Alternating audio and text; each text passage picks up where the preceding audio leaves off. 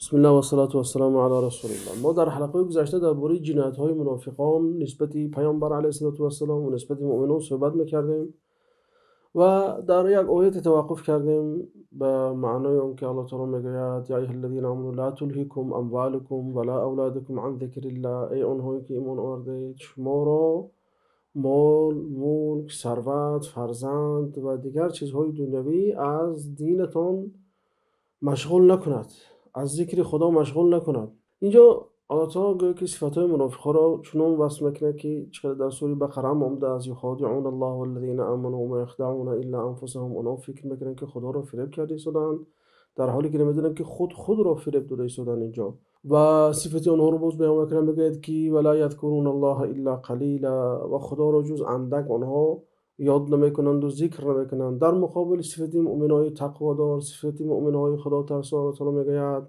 یذکرون الله قیاما و قعودا و علی جنوبهم. آنانی که خدا را در حال نشسته و در پهلو بودن و در حال راستا بودن و در همه حالت خدا را ذکر میکنند، با دلشون، با قلب خود، با بدن خود، با عمل خود، با در چارچوبه شریعت بودنشون خدای خود را همیشه در یاد خود دارن.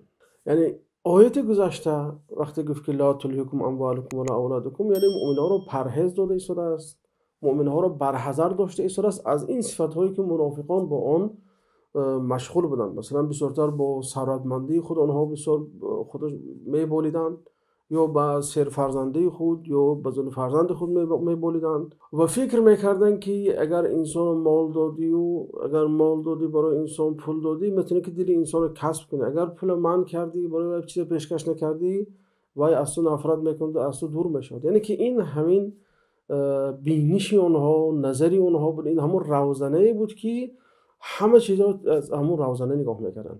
مال، اگر مال داده شد خرسند میشدن، اگر مال داده نمیشد اونها خفه میشدند و غمگین میشدند.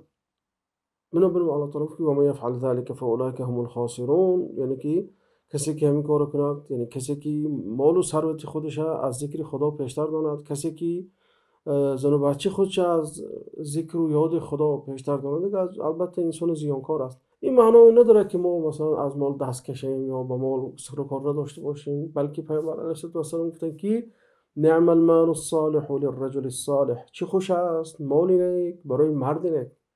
یعنی برعکس شریعت ترغیب میکند، اما فقط انسان مسلمان باید که صرف آن مال درست کند، هم درست کسب کند هم درست صرف کند.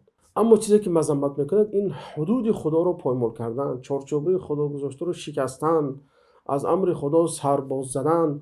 این چیز را الله تعالی مذمت میکند. یعنی که انسان مالدار اگر مال خودش مسخر به گناه کند، مسخر به عصیان کند، به سرکشی کند، اینجا دیگر بالاش این مال مذموم و مذمت شده حساب میشه. یعنی اسلام میگه که مال همچون بندگی هست، مال و ثروت رو انسان بندگیش رو باید ادا کند. بندگیش این صدقه کردن است، خیر کردن است، نیکی کردن است، دستگیری کردن، یاردم کردن برای بیچاره، برای بیمار، برای یتیم، برای انسانایی که بالی سرشون مشکل آمده است.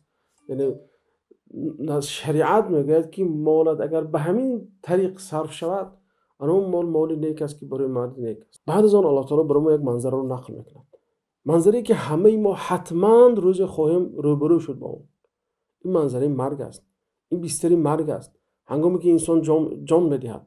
الله تعالی میگه که و انفقوا مما رزقناكم من قبل ان یأتی احدكم الموت فیقول رب لولا اخرتنی الى اجل قریب فاصدق و اکن من الصالحین. الله تعالی میگه که نفقه کنید پیش از اون روزی که بولی سر شما میآید که اونجا دیگر از ملامت و پشیمانی انگشتی حسرت میگیرد. انسان میگه که ای خدا کمتر ساعتی عجلی مرا به قفا انداز تا اینکه من صدقه کنم و انسان نیک شوم. ببینید آیت یک چند نکته رو اشاره میکند. یکی این است که میگه که نفقه کنه، چون که در آیت بالا منافق فقط فکر میکرد مال از آن او هست، صاحب مال او است. او یعنی که انسانی هست که مال به زوری به زحمت کسب کرده است، بنابراین به هر کسی دادن آن را برای خودش روا نمیدید، نه زکاتش، نه صدقش، نه خیراتش. اینجا الله تعالی میگه که و انفقوا مما رزقناکم، ما رزق دادم، میگه شما رو، من رزق دادم شما رو، اینم من شما رو اعاره دادم، من برای شما همچون یک قرض دادم، من برای شما همچون یک دهینه دادم که این شما باید ادا کنید تا اینکه در آخرت برای شما سببی شفاعت و سببی به جنت در آمدن تو شود. بعد اینجا انسان چی میگه؟ لولا اخرتنی، کاش که ما رو کم در تاخیر می انداختی. میگه وقتی که مرگ آمد الله تعالی کلمه احدکم رو استفاده برد تا اینکه باز انسان یک نمود تهدید کنه که تو تنها میآیی، تک و تنها میآیی، کسی با تو نمیمرد، پدر و مادر دلسوز با تو یک جایی نمیمرد، برای اینکه با تو در قبر داره یا فرزندای عزیزت که تو رو دوست میدارن همراه تو نمیدارن، بلکه انسان تک و تنها بنابراین کلمه احدکم رو الله تعالی اینجا استفاده برد تو اینکه گوشزد کنه که در قبر تنها هستی و حساب کتاب تو خودت میکنی اینجا. به همین معنی آیات ها هست ولقد جئتمونا فرادا کما خلقناکم، یعنی که فرد و تنها آمدید، یعنی منظره از قیامت رو الله تعالی میگه چه خیلی که ما شما رو خلق کردیم همین خیلی تنها آمدید. یا اینکه یک آیت دیگه میگه که و کلهم آتیه یوم القیامت فردن، و همه انسان ها روز قیامت فرد و تنها نزد الله تعالی حاضر میشوند. خب اگر اینجا ببینیم کلمه صدقه رو استفاده برد، ببینید یعنی که فضیلت صدقه رو ببینید که انسان جان داده ایستاده میگه که من کاش که من صدقه میکردم. یعنی اینجا انسان دیگه ندامت میکنه، همه اون کارهای معقول و نامعقولش پیش نظرش میآید، میگه که کاش که این کارهای معقول بسیارتر میکردم، کاش که این کارهای نامعقول نمیکردم، اصلا کمتر میکردم، کاش که صدقه میکردم. یعنی که یک در این آیه یک جمله عجیبی از یک سر عجیبی هست که هر انسانی که مردنی شد ندامت میکنه، خواه نیک باشه خواه بد. انسانی نیک برای اون که نیکی رو بسیارتر نکرد ندامت میکند خودشه، انسانی بعد خودش ندامت میکنه برای اون که کاری بده کرد، یا اون که کاری بدش هر قدر که دور و دراز شده باشد، هر قدر که گناهش بسیار باشد، همون قدر ندامت و پشیمانیش بسیار خواهد شد. عمر بن الخطاب رضی الله عنه میگه که عملها خیلی که در طبرانی اومده است میگه که عملها نیز بین خود مباهات دارند، بین خود فخر کنی دارن که من بهترم. میگه نماز من بهترم، روزه من بهترم، صدقه میگه که شما خب کنید که من بهتر هستم.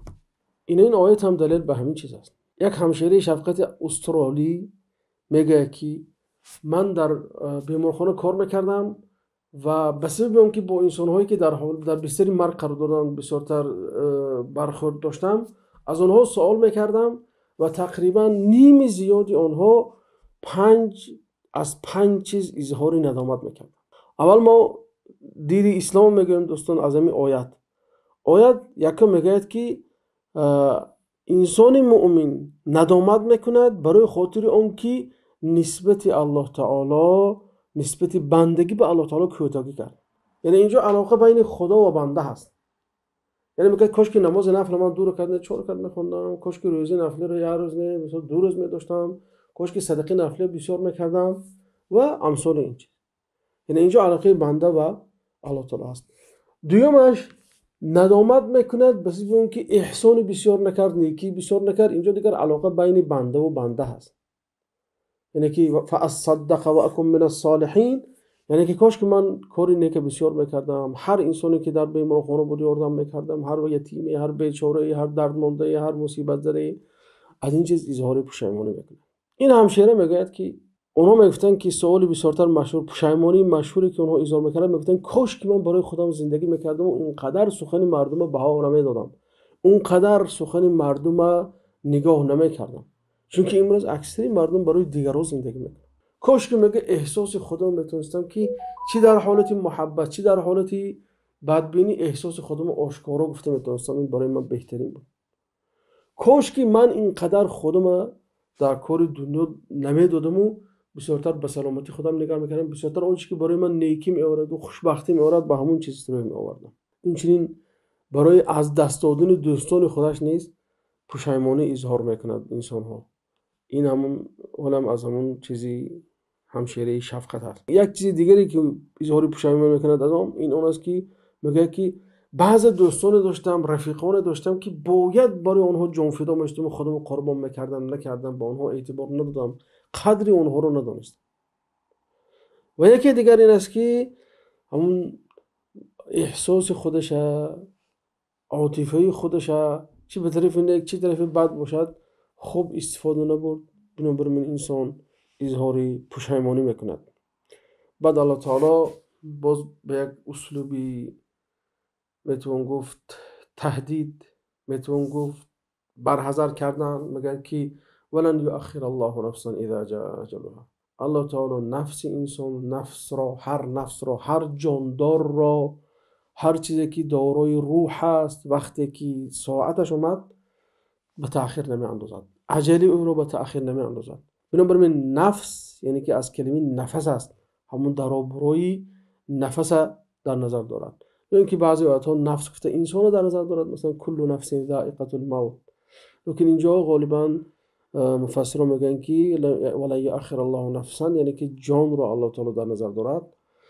و بنابراین تصدیق همین آیت سخن ابن مسعود است که میگه که وقتی فرشته در شکم مادر انسان به انسان جان را میاندازد بعد امر الله تعالی، اونجا میگه که به 4 کلمه امر میشود: بکتب رزقه و اجله و عمله و شقی ام سعید. یعنی 4 چیز می نویسد: رزقش چقدر هست، اجلش تا کی هست، عملش چی مقدار است و انسان بدبخت است یا نیکبخت است. و در آخر باز الله تعالی میگه که والله خبیر بما تعملون، و خداوند خبیر است، با خبر است و از همه کارهای شما معلومات دارد. یعنی اینجا گویا که این آیت میتونم که مناسبتش در اینجا این است که انسان که وقتی جان کنی میگه که کاش که وقت میدادی و من صدقه میکردم، عملی صالح میکردم، انسان نیک میشدم، این میکردم و میکردم. الله تعالی میگه که من خبر دارم که شما خیلی در دیگه آیت میگه که ولو ردوا لعادوا لما نهوا عنه، اگر اونها رو باز میگردوندیم باز همون نامعقولشون رو میکنن. یعنی با اونها اگر دوم باره حیات هم دهیم، اینا با همون نامعقولی خودشون تکرار خواهند کرد. اگر انسان نیتی صاف میداشت، نیتی نیک میداشت، دلی صاف میداشت، خیلی که بعضی دعوا دارن مسلمان این دلی صاف داشتن از نماز و روزه در کار نیست فلان بسمدان. الله تعالی نمی‌بینید در حدیث قدسی از میخونیم اگر انسان دلش نیک باشه، صاف باشد، موفق به هم عمل میشود.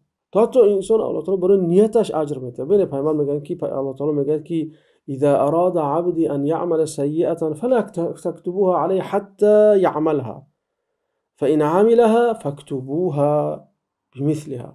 یعنی اگر بنده من نیتی بده کرد، گناه کردن شد، ننویسید.